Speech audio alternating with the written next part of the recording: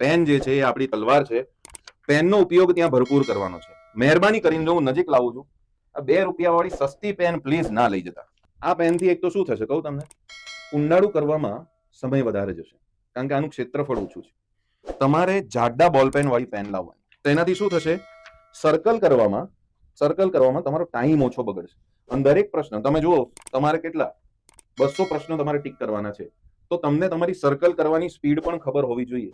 જો તમે circle properly ખૂબ ઝડપથી કરશો ને સરવાળો મારજો કે તમે દરેક સર્કલમાં 2 સેકન્ડ ઓછી લો છો, તો ઓવરઓલ તમારો ટાઈમ કેટલો બચશે, રાઈટ? 200 ગુણ્યા 2 સેકન્ડ કરો, તમને ખબર પડશે, અને એમાં તમે 1 કે 2 પ્રશ્ન વધારે સોલ્વ કરશો.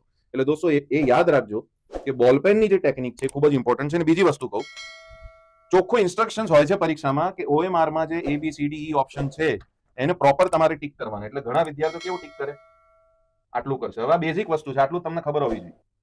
પણ ખરેખર સર્કલ ટીક કઈ રીતના કરવાનું, બહારની બાજુથી અંદરની બાજુ આવતા જવાનું.